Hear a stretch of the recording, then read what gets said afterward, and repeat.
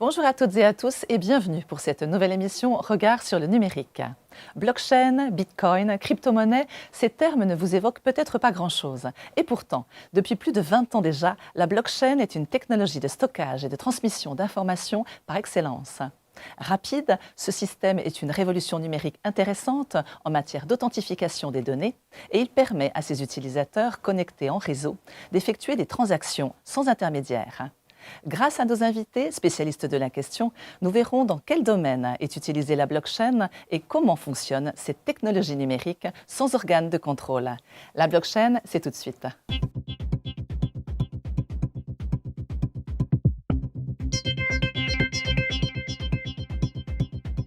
Bonjour messieurs et merci d'avoir accepté notre invitation. Victor de Monchaux, vous êtes PDG et cofondateur de la société Ambrosia, donc une société d'investissement de crypto-monnaie basée à Boulogne, donc on en reparlera tout au long de l'émission.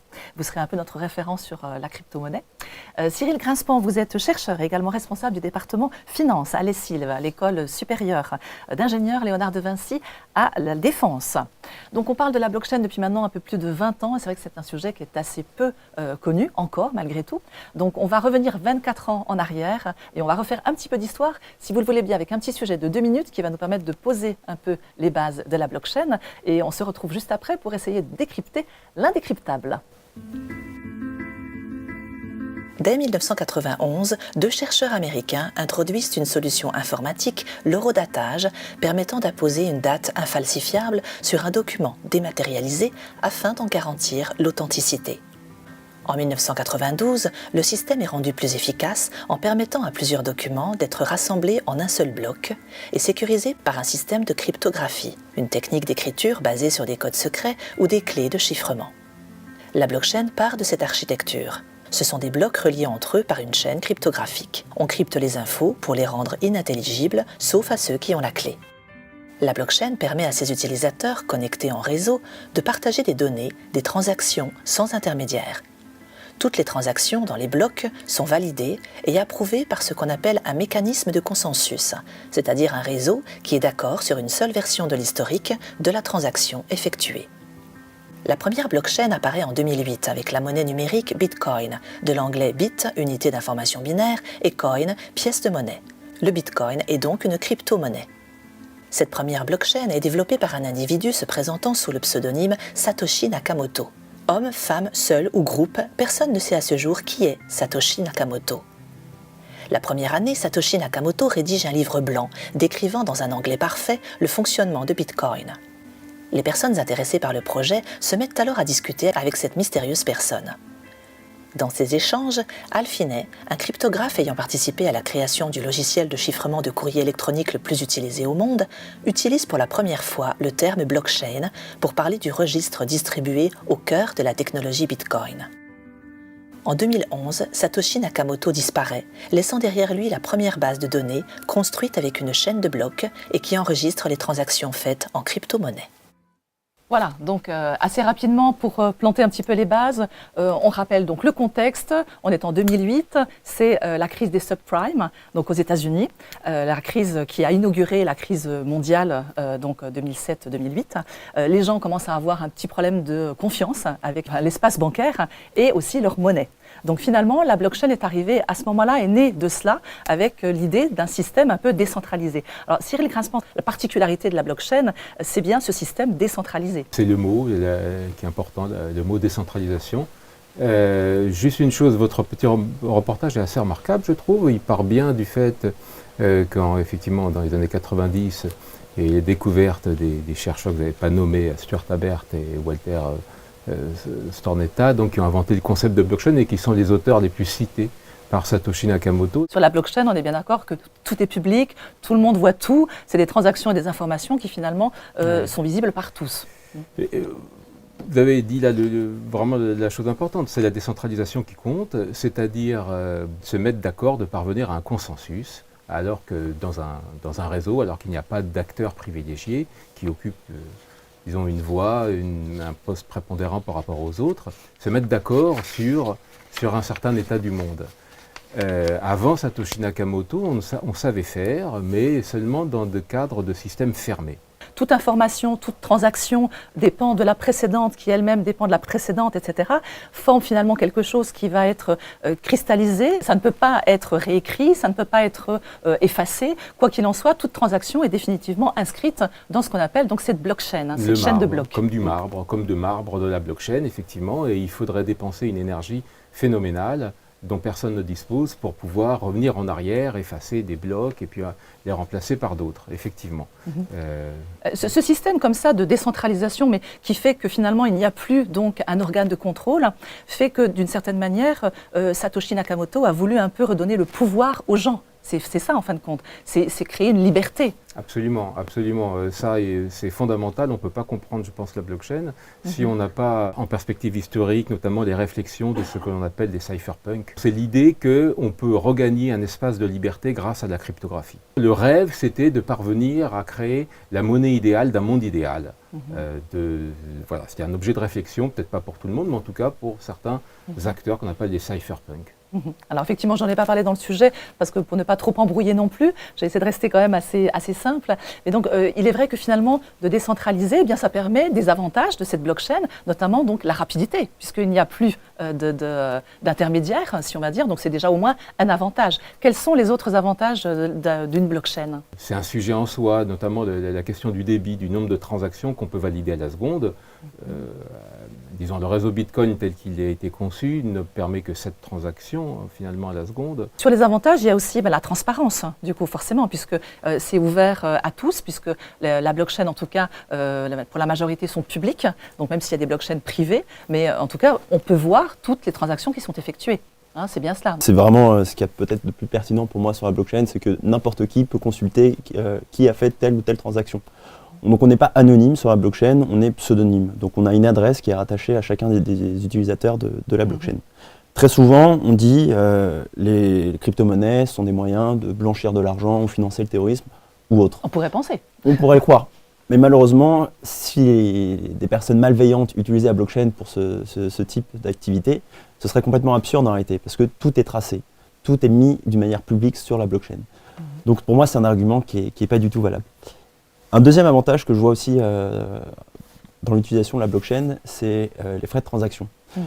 Les frais de transaction sont extrêmement faibles sur la blockchain. Ça dépend d'une blockchain qui sont plus ou moins onéreuses en fonction de leur niveau de congestion, c'est-à-dire du nombre de transactions qui sont passées au même moment. Je prends un exemple assez simple. Si demain je veux vous envoyer 100 000 euros depuis ma banque française, vers votre banque potentiellement hébergée à Hong Kong, je vais avoir, ça va prendre du temps, de 1, donc la rapidité, vous en parliez, et 2, ça va coûter très cher. Avec un réseau comme celui de Bitcoin, je vais vous envoyer une somme pour un équivalent potentiel de 100 000 euros. Ça va me coûter seulement quelques centimes et ça va ne prendre que quelques secondes. Le principe de la blockchain, c'est aujourd'hui sans intermédiaire, donc sans banque. Imaginons acheter un t-shirt sur Internet et au lieu de passer sa carte et de faire la transaction par la banque, on irait directement auprès du marchand. Donc finalement, on évite toutes ces transactions, on évite tous ces passages obligés aujourd'hui. Et puis ce manque de confiance quelque part qu'on a pu avoir, donc à l'époque, en tout cas il y a 24 ans, les gens ont pu avoir avec leur système bancaire. Sur la perte de confiance, moi, je suis persuadé que ce white paper, ce livre blanc écrit par Satoshi Nakamoto en 2008, qui a été rendu public en 2008, il n'a pas été publié en 2008 par hasard. C'était vraiment parce qu'on a eu cette crise des subprimes et on a eu une perte de confiance dans les intermédiaires bancaires, à l'instar de Lehman Brothers qui s'est totalement écroulé et qui a pu montrer que les banques n'étaient pas ce qui avait pu sécuriser. Donc, pour moi, Bitcoin vraiment a voulu rendre le pouvoir aux citoyens, donc vraiment retirer ces intermédiaires pour que les gens deviennent enfin réellement propriétaires de leurs actifs. Alors on a vu, donc on a commencé à en parler tout à l'heure, la blockchain c'est essentiellement à la base pour de la crypto-monnaie, mais aujourd'hui on voit qu'il y a d'autres applications possibles, même dans le futur d'ailleurs on imagine des blockchains qui pourraient peut-être faire de la traçabilité d'aliments. Quel genre d'application on pourrait trouver encore éventuellement sur la blockchain ? À part la crypto-monnaie, bien sûr, parce qu'on va revenir dans quelques instants. En fait, les contrats aussi, vous en aviez parlé. Hein. Oui, alors les smart contracts, essentiellement, là, voient leur champ d'application dans ce qu'on appelle la finance décentralisée, la DeFi, qui est toujours assez vivace. Il doit y avoir 1 milliard d'équivalents de dollars échangés par jour sur la DeFi, sur Ethereum. malgré la crise. Satoshi Nakamoto n'utilisait pas le terme blockchain, il utilisait le terme utilisé par Aber et Stornetta. Oui, l'horodatage. Voilà, timestamp server. Alors, et puis c'est sur un forum de discussion où finalement, effectivement, Alphine, qui cherchait à comprendre, qui a fait beaucoup pour Bitcoin, parce que c'était un grand cryptographe américain, voilà, ça aurait pu rester finalement des discussions sur des forums sans rien. Et puis effectivement, il y a des gens un peu bien intentionnés ou disons curieux qui ont trouvé l'idée intéressante, qui ont cherché à savoir. Donc parmi eux, il y avait Alphine. Et Alphine a parlé de blockchain, de chaîne de blocs finalement, pour essayer de comprendre. Mais disons, alors après, le mot a été extrêmement populaire. Il y a eu la une de The Economist en 2015 qui parlait de blockchain, the trust machine, la machine à donner de la confiance, parce qu'il y a eu toute une...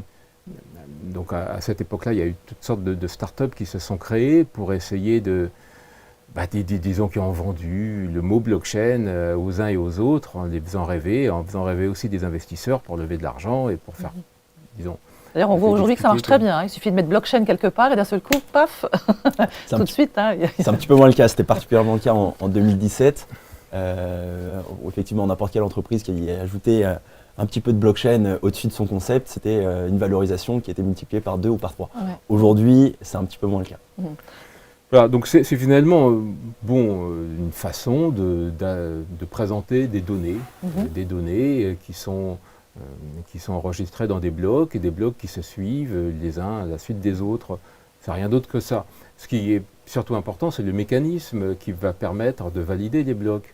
Et alors, là, il y en a qui sont vraiment radicalement différents. Il y a donc ce mécanisme qui est donc ce consensus de Nakamoto, qui est très énergivore, donc, qui est celui du Bitcoin, mais qui donc permet finalement une décentralisation maximale, parce que n'importe qui peut rentrer et sortir du réseau sans rien demander à personne. On peut se connecter et on n'a pas besoin de montrer patte blanche, de dire qui on est.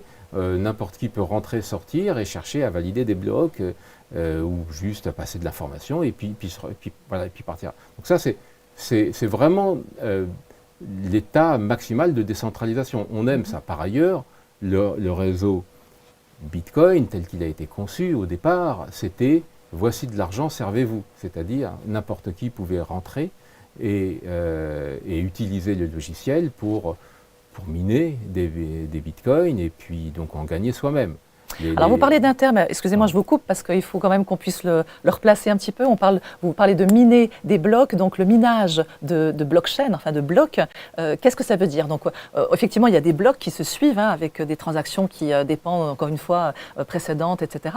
Donc à un moment donné des gens vont arriver à récupérer de l'argent lorsqu'ils vont valider finalement un bloc. Donc oui. Et ça s'appelle donc miner un bloc, de le valider. Alors comment ça se passe? Comment on valide un bloc et comment on récupère, si on veut bien, de l'argent sur ces blocs? Sur Bitcoin, donc il faut miner. Donc on valide quelque part. Effectivement, le but du jeu, c'est d'avoir une histoire des transactions qui soit infalsifiable. C'est-à-dire que si je vous envoie de l'argent, vous voulez être sûr que cet argent, il est vraiment à vous et qu'il ne va pas disparaître de votre porte-monnaie demain. Donc ça veut dire que l'histoire des transactions ne doit pas pouvoir être l'objet de falsification. Donc il y a une solution qui est celle de Nakamoto et qui consiste à dépenser de l'énergie pour sécuriser le réseau. Voilà, donc celui qui fait acte de minage, le mineur, eh bien, il va dépenser de l'énergie et puis, de temps en temps, quand il a de la chance, il va réussir à découvrir des blocs et à donc gagner de l'argent de cette façon. Voilà, donc ça, ça a l'air de rien comme idée, mais il faut voir, au moment où Satoshi l'a créé, cette idée, elle existait un petit peu déjà. C'était un concept pour lutter contre le spam. Le problème, c'est que tout le monde peut nous écrire sur notre boîte électronique. Donc l'idée, c'était, on peut nous écrire, ok, mais il faut réaliser un petit travail avant de nous écrire. Donc c'était une idée proposée par des chercheurs israélo-américains. Et cette idée a été reprise par quelqu'un a été réinventée, comme souvent en science, par quelqu'un qui s'appelle Adam Back. Et Satoshi a découvert cette idée d'Adam Back, mais c'était une lutte, c'était lutter contre le spam, le but, quoi.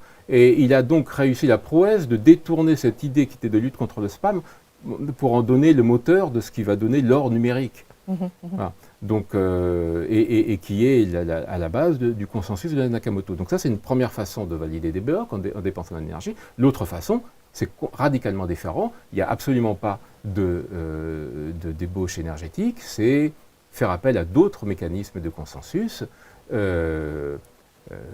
Reprendre le consensus que j'évoquais précédemment, qui, suivant les travaux de Leslie Lamport, la Byzantine Fault Tolerance par exemple.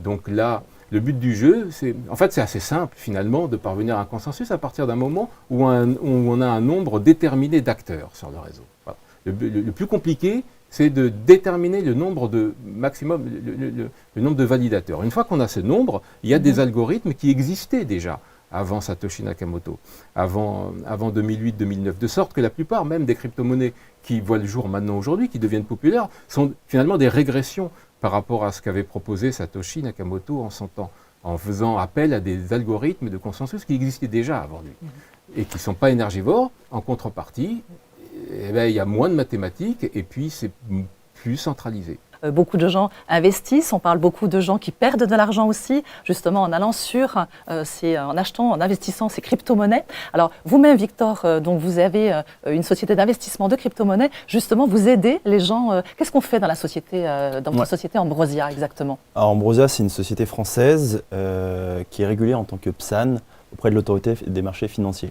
Alors, PSAN, c'est un prestataire de services sur actifs numériques. C'est un peu le saint Graal pour tous les acteurs français qui proposent des services d'investissement en crypto-monnaie.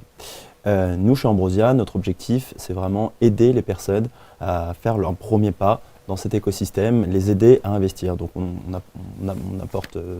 leur donne des conseils, on les oriente vers les actifs en fonction de leurs objectifs, de leur profil d'investisseur, mais également leur appétence.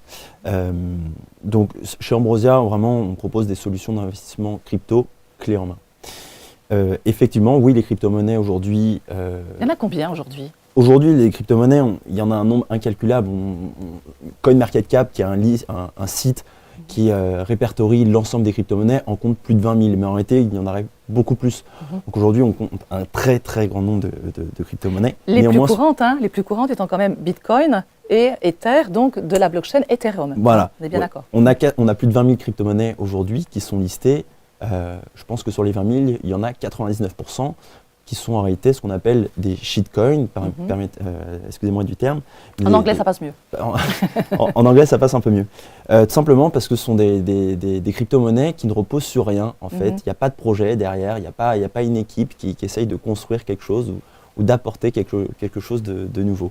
Donc effectivement, s'il fallait se concentrer sur deux crypto-monnaies, ce serait Bitcoin, pour vraiment cette idée de valeur refuge, d'or numérique, et Ethereum qui est vraiment l'écosystème décentralisé autour des smart contracts. Après, il y a d'autres crypto-monnaies très pertinentes également, mais sur lesquelles on a beaucoup moins d'historique, qui sont plus risquées et sur lesquelles, pour le coup, il est dangereux de s'y exposer et il ne faut pas le faire n'importe comment. C'est pour ça que Ambrosia accompagne les investisseurs pour se positionner sur ce type de crypto-monnaie. Alors justement, pour bien comprendre, pour que le public voit bien un peu de quoi on parle, c'est vrai qu'on parle donc de blockchain, ce système d'information, de transactions, etc. Donc blockchain, Bitcoin, c'est d'abord un protocole de paiement sécurisé, et il y a la monnaie, la crypto-monnaie, donc Bitcoin avec un petit b, qui est la monnaie de la blockchain Bitcoin. Et ensuite, il y a, par exemple, pour faire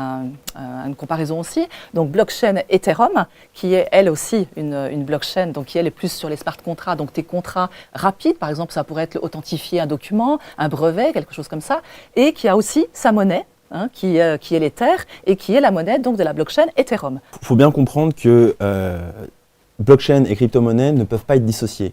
Ils travaillent ensemble. Une blockchain fonctionne grâce à sa crypto-monnaie. On parlait du processus de minage qui consiste à faire tourner des ordinateurs qui répondent à des équations pour sécuriser le réseau. Ces ordinateurs tournent 24 heures sur 24, consomment effectivement beaucoup d'énergie, mais quel serait l'intérêt de ces personnes de faire tourner des ordinateurs rendre obsolètes et des cartes graphiques et dépenser et avoir des factures électriques énormes sans avoir de récompense. Donc c'est cette récompense en Bitcoin qui incite les gens du coup à sécuriser une blockchain. Donc on a le cas de la blockchain Bitcoin, effectivement, on a Bitcoin avec un grand B pour la blockchain et petit b pour la crypto-monnaie, mais vous l'avez dit, il y a également la blockchain Ethereum avec la crypto-monnaie Ether, on va avoir la blockchain Polkadot avec le jeton DOT, le coin DOT. Chaque blockchain a sa propre crypto-monnaie et ça c'est vraiment important de le comprendre. Cyril Grinspan, sous votre impulsion, les Sylves a créé une formation donc pour les ingénieurs en blockchain. À quoi vous formez les jeunes ingénieurs dans votre école à les Sylves? Écoutez, vous avez bien expliqué que au moment où le Bitcoin s'est créé, il y avait la crise financière. Moi je suis arrivé... Donc j'ai travaillé pour une banque d'investissement un petit peu avant, et puis j'ai été ce qu'on appelle quant, et puis j'ai rejoint l'école pour laquelle je travaille aujourd'hui, et rapidement je suis devenu responsable de la formation dans un contexte qui était difficile pour les étudiants, puisque c'était la crise financière qu'on a connue. Mon souhait c'était de leur ouvrir des nouvelles portes. Par ailleurs, je me suis de plus en plus intéressé au sujet, qui est devenu au départ un sujet de recherche parmi d'autres, et puis ensuite mon principal sujet d'intérêt finalement. Donc oui, on a créé ce qui était le premier cours, je pense, sur le sujet dans une école d'ingénieurs qui donne des crédits ECTS aux étudiants, et donc les étudiants étaient obligés de le réussir, sans quoi ils ne pouvaient pas être diplômés. Donc c'était, voilà. Et puis ensuite d'un cours, il y en a eu plusieurs, et puis là il y a une véritable formation sur 2 ans. Effectivement. Alors, le but, c'est quoi? C'est de devenir un développeur de blockchain? Qu'est-ce qu'on peut faire quand on est ingénieur et qu'on suit une formation chez vous? Tout à fait. Développeur blockchain, c'est le but. Voilà. Même malgré la crise, aujourd'hui, ils ont énormément d'offres d'emploi. Donc, ça se passe très bien pour eux. J'aimerais aussi qu'on puisse faire un petit rapport avec aujourd'hui notre monnaie à nous. Est-ce que des bitcoins peuvent être transformés en euros? Ça pourrait être une question, ça. Je pense que c'est très bien qu'on en parle parce qu'on a beaucoup parlé de Bitcoin, comme quoi Bitcoin était un moyen de s'émanciper des intermédiaires, et parce qu'on avait perdu confiance dans le système bancaire. Mais il y a aussi une perte de confiance par rapport à la monnaie. On s'est rendu compte qu'après chacune des crises sur les dernières années, notamment la crise Covid, qu'est-ce qui se passe? L'économie est sous perfusion, elle fonctionne de manière artificielle, donc on injecte d'une manière massive des liquidités au sein de l'économie. C'est ce qui s'appelle faire du quantitative easing. Le problème de tout ça, c'est que quand on injecte des liquidités dans l'économie, on a une inflation derrière qui s'ensuit. Puis on perd la valeur de notre monnaie. Exactement, parce qu'on se rend compte qu'on peut, entre guillemets, faire fonctionner la planche à billets pour faire des gros raccourcis. Et quand on émet de l'argent d'une manière quasi illimitée, on perd la confiance dans cette monnaie-là, ce qui entraîne un phénomène d'inflation. La différence avec Bitcoin, c'est que Bitcoin, il y a 21 millions d'unités qui sont émises sur le marché et pas un seul de plus. Donc, qui est-ce qui a décidé ça d'ailleurs? Donc Bitcoin, c'est 21 millions de jetons, enfin d'unités, point barre. Donc on ne pourra pas refaire marcher la planche à billets, si on veut bien. Une fois que c'est sur le marché, c'est sur le marché, c'est ça. Exactement. Donc qui l'a déterminé? C'est Satoshi Nakamoto qui l'a écrit dans son livre blanc en 2008, qu'il allait avoir 21 millions de bitcoins au maximum qui allait être émis. Aujourd'hui, il y a à peu près 19 millions de bitcoins qui ont été émis, et le dernier sera émis en 2140. En fait, tous les 4 ans, on divise tout simplement les récompenses des mineurs, donc ceux qui participent à la sécurisation du réseau Bitcoin. On divise le nombre de Bitcoins qui sont distribués aux mineurs par 2, ce qui fait qu'effectivement, un peu plus de 10 ans, on a 19 millions de Bitcoins qui ont été émis sur le marché, et sur les 2 derniers millions, il faudra avoir près de 100 ans. C'est là, en fait, qu'il y a une grosse différence par rapport à nos monnaies fiduciaires, nos monnaies fiat qu'on a, c'est que Bitcoin est vraiment limité.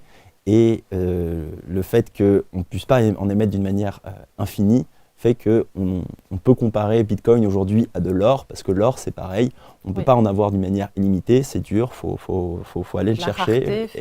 Et comme c'est une monnaie du coup qu'on peut considérer comme étant rare, c'est pour ça qu'on lui accorde de la valeur. Alors donc les gens vont essayer peut-être d'investir un peu là-dedans et c'est vrai qu'aujourd'hui beaucoup de gens se sont un peu cassés le nez, il faut bien le dire, donc il faut reprendre un peu cette confiance là aussi du coup dans la blockchain. Alors l'actualité on ne peut pas l'oublier, donc une grosse société, une grosse plateforme, puisqu'il y a 2 grosses plateformes mondiales donc américaines, Binance et FTX. Donc la deuxième, FTX, vient d'être ruinée, donc tombée en 2 jours, hein, je crois. Et donc effectivement, gros problème, là les gens ont perdu énormément de fonds. Qu'est-ce qui s'est passé? FTX, c'était une plateforme qui comptait des centaines de milliers de clients à travers le monde et des dizaines de milliards d'actifs conservés au sein de la plateforme. 2 problèmes par rapport à FTX. Le premier, c'est que FTX se présentait comme étant une plateforme d'échange de crypto-monnaies, mais en réalité, FTX s'est présenté comme étant une banque de crypto-monnaies. Donc il y a eu une rumeur qui a été lancée par un média crypto, comme quoi la plateforme FTX était potentiellement insolvable. Il y a un mouvement de panique qui a suivi. Des influenceurs ont commencé à vendre massivement leur jeton de la plateforme qui s'appelle le FTT, également à retirer leur liquidité. Et dans les heures qui ont suivi, on a eu des milliards et des milliards qui ont été retirés presque au même moment de la plateforme. FTX n'a pas pu. Et comme FTX s'est comporté comme une banque, en réalité, elle utilisait une partie des fonds de ses clients pour soutenir d'autres activités. Et au bout d'un moment, elle s'est rendue compte qu'elle ne pouvait pas permettre à ses clients de récupérer toute leur liquidité au même moment parce que les liquidités étaient utilisées pour autre chose. Alors, est-ce qu'il y a un cadre juridique, nous, en France, concernant les blockchains aujourd'hui? Alors, concernant les blockchains, non, pas du tout, parce qu'une blockchain se veut par nature décentralisée. Oui. Le risque, il n'est pas sur la blockchain, il est sur qui conserve les crypto-monnaies. Donc, ces plateformes. Donc, ces plateformes. Vous êtes une plateforme, Ambrosia. Alors, comment faites-vous? Donc, il faut savoir, on parlait de la finance décentralisée, de la DeFi. Donc, effectivement, quelqu'un qui va se positionner sur la DeFi va être pleinement propriétaire de ses fonds. La DeFi, c'est un écosystème qui est vraiment révolutionnaire, néanmoins qui reste encore un petit peu complexe. Et ce n'est pas via la DeFi qu'on arrivera à démocratiser les crypto-monnaies à travers le monde. Je pense qu'on a besoin d'acteurs centralisés, des plateformes qui assurent la conservation des cryptoactifs pour le compte de tiers. C'est exactement ce que fait Ambrosia. Et là-dessus, en France, quand un acteur a la responsabilité de conserver les crypto-monnaies pour le compte de ses clients, il faut le statut de PSAN, de prestataire de services sur actifs numériques. C'est une régulation qui est strictement encadrée par l'autorité des marchés financiers. C'est une régulation qui est chronophage à obtenir. Donc on est surveillé de près par notre régulateur qui nous empêche de faire n'importe quoi avec les fonds de nos clients. Mais effectivement, il faut savoir qu'à partir du moment où on conserve ces crypto-monnaies sur une plateforme, il y a un risque effectivement que cette plateforme soit malveillante, malhonnête et décide de faire n'importe quoi avec. Oui. Quand on investit via l'intermédiaire d'une plateforme, il faut également, en effet faire confiance à cette plateforme parce qu'elle a techniquement la possibilité de faire mieux avec les fonds de ses clients. Est-ce que vous avez des jeunes qui aimeraient comme ça justement travailler sur peut-être constituer une plateforme? C'est notre devoir de former des ingénieurs responsables qui ne vont pas faire n'importe quoi, bien sûr. C'est de notre devoir. Donc là, je n'ai pas eu l'occasion encore de parler de FTX avec les étudiants, mais effectivement, il est nécessaire d'en parler. Si vous voulez, il y a eu plusieurs choses. Il y a eu, disons, quelque chose un peu général que l'on observe en économie. Lorsque les taux augmentent, les bulles éclatent. Voilà. C'est un phénomène général. Lorsque les taux sont très faibles, eh bien, les investisseurs vont chercher des niches pour essayer de trouver des marchés un peu plus juteux. Et puis, quand les taux remontent, eh bien, ils vont ailleurs. Si vous voulez, la chute de FTX s'inscrit également dans ce contexte-là. Par ailleurs, l'homme à la tête de FTX était un escroc, il faut le dire quand même, hein. C'est un escroc qui n'est toujours pas inquiété par la justice américaine, qui doit plusieurs milliards de dollars à ses principaux créanciers, qui a effectivement fait n'importe quoi avec l'argent de ses clients, parce que en fait une plateforme, elle peut faire mumuse, elle dispose de la possibilité de créer des jetons, des jetons de X ou Y, de gouvernance, de je ne sais quoi. Elle a la possibilité de créer comme ça des jetons, et une fois qu'elle l'a, et bien après, ça a une valeur de marché, c'est valorisé, et puis une autre société dont il avait le contrôle pouvait l'utiliser. Donc il y avait effectivement une façon de gérer les comptes qui était absolument hallucinante d'après ce qu'on a vu, d'après les premiers échanges dont nous ont fait part le liquidateur de FTX, qui se trouvait être le même qu'a liquidé Enron par le passé. Je ne sais pas si vous vous rappelez de la chute d'Enron, c'était dans les années 2000. Là encore, mais là, pour le coup, si vous voulez, c'est deux événements finalement qui sont un peu semblables, la chute d'Enron et la chute de FTX, ne serait-ce que parce que c'est le même liquidateur. Au moment d'Enron, il y a eu la chute de la société qui, en gros, fermait les yeux sur les comptes, qui s'appelait Arthur Andersen. Je ne sais pas si vous avez entendu parler de cette société qui a disparu, qui était une énorme société de conseil. Mais voilà, pour avoir trempé dans ces magouilles de Enron, a fait faillite à la suite d'Enron, et les dirigeants d'Enron sont maintenant soit décédés, soit en prison, actuellement encore. Là, et puis il y avait également, disons, des soupçons de corruption avec le monde politique, à l'époque le monde Bush pour Enron. Ici c'est un peu pareil, c'est-à-dire que vous avez en même temps le fondateur escroc de FTX, qui est le second plus gros donateur du Parti démocrate américain aujourd'hui. Et on observe des articles de complaisance dans les médias américains qui, au lieu de présenter les choses, au lieu d'expliquer qu'il y a 3,5 milliards de dollars qui sont partis en fumée, présentent toujours le fondateur comme quelqu'un de sympathique, etc., et qui vit toujours aux Bahamas, aux dernières nouvelles. Alors là, donc, on a parlé effectivement de plateformes. Alors, les plateformes sont censées démocratiser aussi un petit peu les crypto-monnaies, mais pour une blockchain, si je reviens à la blockchain, donc on connaît effectivement blockchain Bitcoin, blockchain Ethereum, ils sont quand même les plus connus, mais si demain on voulait choisir une autre blockchain, qu'est-ce qui nous prouve que c'est une bonne blockchain? Généralement, quand on se pose la question, est-ce qu'une blockchain est pertinente ou pas, il y a 3 questions à se poser. 1, la scalabilité, c'est-à-dire le nombre de transactions qui peuvent être passées sur la blockchain. On disait que 7 transactions pouvaient être passées chaque seconde sur la blockchain Bitcoin. Pour d'autres blockchains, on parle de plusieurs dizaines de milliers de transactions. 2, le niveau de décentralisation de la blockchain. Est-ce qu'une blockchain est décentralisée ou pas, ou est-ce que elle l'est un peu moins? Si on voulait justement protéger ces crypto-monnaies aujourd'hui, comment on ferait? Pour sécuriser ces crypto-monnaies, le meilleur moyen, c'est de les conserver à froid. Ce qu'on appelle sur un hardware wallet. On a une start-up française qui le fait très très bien, qui propose ces petits portefeuilles pour permettre aux investisseurs crypto de devenir pleinement propriétaires de leur crypto-monnaie.